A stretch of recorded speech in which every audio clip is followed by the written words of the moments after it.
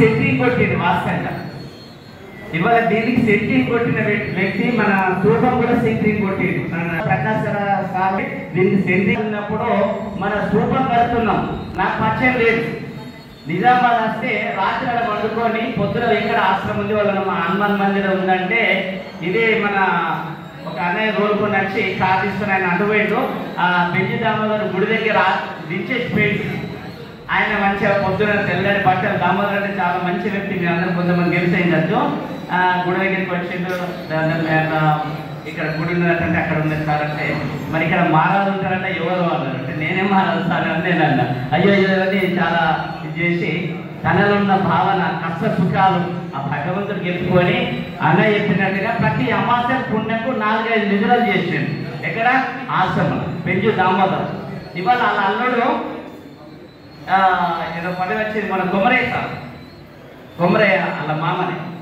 అయితే ఆ టైంలో 3 బిడ్డలు, ఒక కొడుకు సార్కు వాస్తవంగా మాకు తక్కువ పరిచయంతోనే హైదరాబాద్ తీసుకుపోయి ఆయన కష్టాలు ఏమైనా భగవంతుడు గురించి మాకేం మీరు నమ్ముకోండి రండి అన్నం వచ్చిండు సంతోషంగా.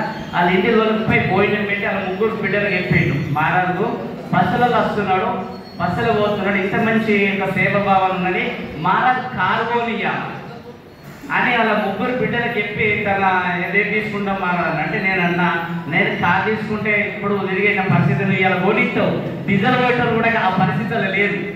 25 ఏళ్ళు 20-30 ఏళ్ళ కింద మాట, 25 ఏళ్ళ కింద అంటే అక్కడ నాకు కాదు సార్, నేను స్థూపం కడుతున్నా, స్థూపంకు మీరు ఏదైనా సాయం చేస్తే బాగుంటుంది అన్న అంటే, ఆ 3 బిడ్డలు ఇవాళ ఉన్నారు పాపం పిల్లలు. మహారాజు మీరు ఎక్కువ ఏ ఖర్చు అయితే చెప్పండి నేను అది భరిస్తాను.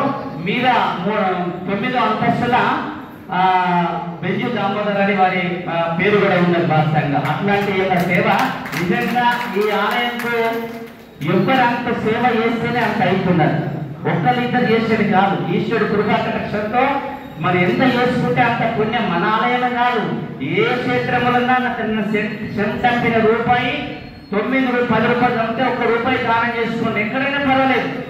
ఈ ఆలయం కాదు, ఏ స్కూల్ కానీ, హాస్పిటల్ కానీ, అది విద్యార్థి కానీ, భోజనం కానీ, ఎక్కడైనా 1 రూపాయి ఖర్చు చేసి భావన తెలుసుకోండి. ఎందుకంటే మన సంపాదించిన ధనశుద్ధి అవుతున్నది, మనం సంపాదించిన ధనశుద్ధి అవుతుంది. మన ముందట మనం కరిగిపోదు, మన తరతరాలు ఉంటుంది. ఏంటి ఇలాంటి ఒక సేవ భావనలు ఎప్పుడైతే ఉంటాయో, గోశాల కానీ, విద్యాదానం కానీ, అన్నదానం కానీ, ఒక ఆలయం కానీ, ఒక ధర్మం కోసం కానీ ఇవి శాశ్వతంగా నిలబడిపోతాయి. నేను అంటే వాస్తవంగా ధర్మం గురించి తెలియదు.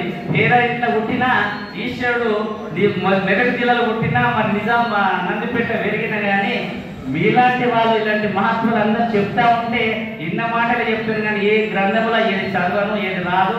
ఓం నమ శివాయ తప్ప ఇంకో మాట 3 మాటలు చెప్పలేదు. కాబట్టి ఈశ్వరుడి కృపాకటాక్షంతో మరి ఈ అవకాశం మీరు చాలా చాలా ఇచ్చారు. చాలా మహేందర్ సార్ ఇప్పుడే వచ్చారు, ఒక 2 నిమిషాలు కూడా మాట్లాడితే మేము సంతోషిస్తాము. రండి.